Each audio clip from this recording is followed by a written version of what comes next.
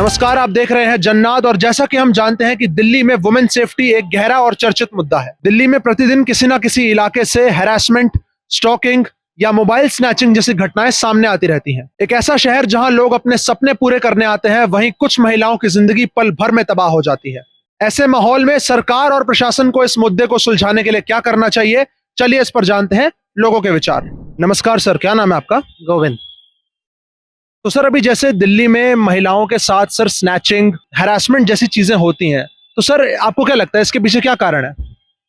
इसका कारण I think जो अवेयरनेस है, या फिर ये कह सकते हैं कि इसके लिए जो हम लोगों को जो इंटेंट लगता है कि अगर किसी के साथ कोई चीज़ हो रही है तो साथ में जो लोग हैं जिसके साथ हो रही है उसके अलावा लोग उसको सपोर्ट नहीं करते।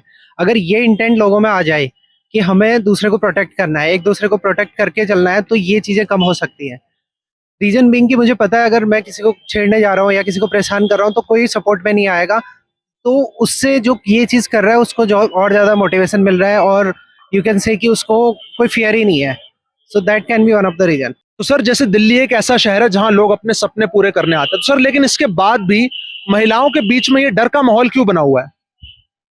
सी, सपने पूरा करने आ रहे हैं, that's a good question, but महिलाओं के साथ ये क्यों हो रहा है? जैसे मैंने आपको पहले वाले में भी बोला कि महिलाओं को वो फ्रीडम से देखा नहीं जा रहा है अभी तक। स्पेशली इन दिल्ली एनसीआर या आप कहीं पे भी जाओ, महिलाओं के लिए वो एक्सेप्टेंस नहीं आ रहा है लोगों में कि ये भी कुछ कर सकते हैं या ये भी आगे बढ़ सकते हैं। सो उस चीज़ को आई थिंक मोटिवेट करने की ज़रूरत है कि हाँ, आप कुछ कर सकते हो, और आपको, और जहाँ पे भी आपको लगता है कि आपको वुमेन्स को आगे करना चाहिए और उनको आगे बढ़ने के लिए इंस्पायर करना चाहिए। So that's as per my understanding. और सर इस चीज को कैसे रोका जा सकता है? एज आई मेंशन, रोकने के लिए बहुत सिंपल है कि लोगों में जागरूकता होना बहुत जरूरी है। बिकॉज गवर्नमेंट अपने लेवल पे एक सर्टेन लेवल तक काम करेगी, चाहे वो कोई भी गवर्नमेंट हो, इरिस्पेक्टिव ऑफ एनी पार्टी। इसमें सबसे ज्यादा इंपॉर्टेंट रोल रहेगा जो इंडिविजुअल्स हैं, there mindset is more important then any other action. और सर इस मामले में पुलिस को और प्रशासन को क्या करना चाहिए? पुलिस प्रशासन को अपनी जो रिस्पॉन्सिबिलिटीज हैं उनको अच्छे से पूरा करना चाहिए। लॉ एंड ऑर्डर जो उनको फॉलो करने के लिए बोला गया है उसको मेंटेन करना चाहिए, ना कि कोई छोटी मोटी रिश्वत के चक्कर में अपना अपना भी एक पीस ऑफ माइंड खराब कर रहे हैं। जो लोगों की माइंड में उनकी एक इमेज बनी हुई है उसको आई थिंक ब्रेक करके एक स्ट्रॉन्ग लॉ एंड ऑर्डर को फॉलो करना चाहिए।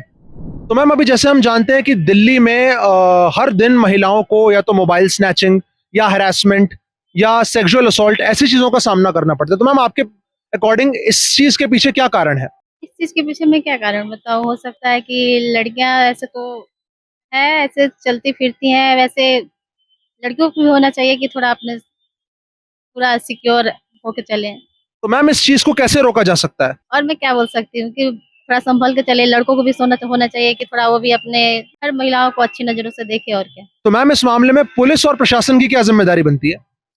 उनको भी जगह जगह पे देखना चाहिए, हर जगह सीसीटीवी कैमरे वगैरह लगा लेना चाहिए, हर जगह अपने सिक्योरिटी के हिसाब से होना चाहिए। जगह जगह पे जैसे होना चाहिए, जैसे होता है ना ट्रैफिक पुलिस वगैरह, उस सब पे भी ध्यान देना चाहिए।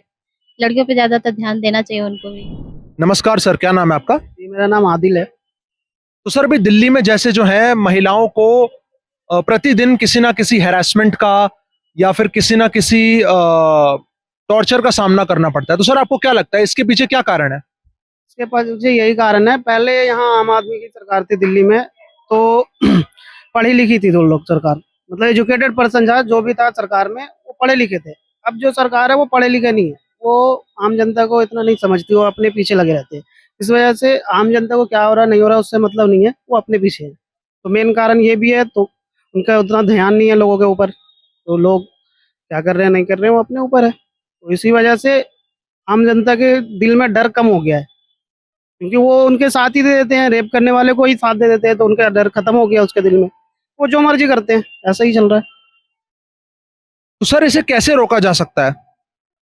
ये मतलब ये ऐसा है कि हर एक आदमी को इसके पीछे सही से वो करना चाहिए कि हाँ भाई, इसको कैसे रोका जा सकता है। सरकार के पास अपना पक्ष रखना चाहिए कि हाँ, ये जो हो रही है उसका क्या होना चाहिए, नहीं होना चाहिए। तो ये सरकार के हाथ में है, तो सरकार कुछ नहीं कर पा रहा, तो आम जनता को थोड़ा ध्यान देना पड़ेगा उसके पीछे।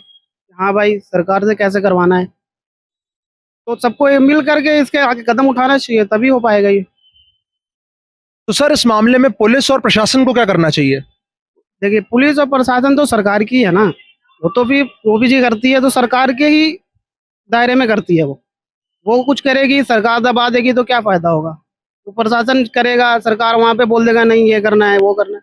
तो मेन तो सरकार सही होना चाहिए, तभी कुछ भी हो सकता है। नमस्कार सर, क्या नाम है आपका? मोहम्मद कैफ नाम है मेरा, मोहम्मद कैफ अंसारी। तो सर जैसा कि हम जानते हैं कि दिल्ली में महिलाओं को हर दिन किसी ना किसी मेंटल टॉर्चर या किसी ना किसी हैरासमेंट से गुजरना पड़ता है, तो सर आपके अकॉर्डिंग इस चीज के पीछे क्या कारण है?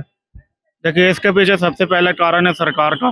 पहले सरकार था हमारा ये अरविंद केजरीवाल, वो काफ़ी बढ़िया था। वो एजुकेशन और हॉस्पिटल को काफ़ी बढ़ावा दे रहा था, ठीक है। हॉस्पिटल और एजुकेशन, जब तक एजुकेशन रहेगा तभी देश की तरक्की होगी। एजुकेशन और हॉस्पिटलिटी पर ध्यान देना चाहिए। जब से ये उसको जेल के कारण में फंसाया है ये, तब से मतलब ये डर मतलब लोगों को कम हो गया है, जिसके कारण रेप वगैरह बढ़ रहा है। अभी देखो, बिहार का नया ये स्वास्थ्य मंत्री बना है, वो भी बीजेपी का ही है। उसका स्वास्थ्य खुद ही ये है कमजोर है और उसको स्वास्थ्य मंत्री बना दिया गया है। जैसे देखो, ऐसा नेता रहेगा तो फिर विकास क्या होगा सरकार देश का? जब देश का विकास नहीं होगा तो लोगों में डर भी नहीं रहेगा, ना प्रशासन सही है, नहीं कुछ भी सही नहीं है, तो फिर विकास आगे कैसे होगा? इसी के कारण मतलब रेप बढ़ रहा है। आरजीकर मेडिकल कॉलेज में वैसे ही रेप हुआ, तो इसमें सरकार की गलती है। तो सर इन घटनाओं को कैसे रोका जा सकता है? इसके लिए पुलिस प्रशासन को स्ट्रिक्ट एक्शन लेना पड़ेगा सही से, कि हाँ क्या है नहीं है, ठीक है। तो सर आपके अकॉर्डिंग आने वाले समय में इस मुद्दे में कितना सुधार आएगा?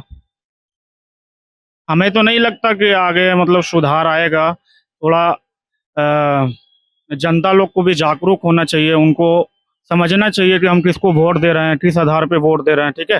तभी जातिवाद पे लोग वोट देते हैं, जिसके कारण हम गलत नेता चुन लेते हैं, जिसके कारण ना ही विकास हो पा रहा, ना ही कुछ हो पा रहा है, ठीक है। तो पहले जनता को जागरूक होना पड़ेगा, तभी फिर विकास होगी और रेप वगैरह रुकेगा।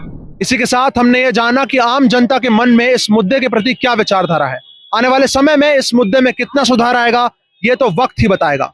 मैं भव्य जुनेजा, कैमरामैन देव के साथ, जन्नाथ।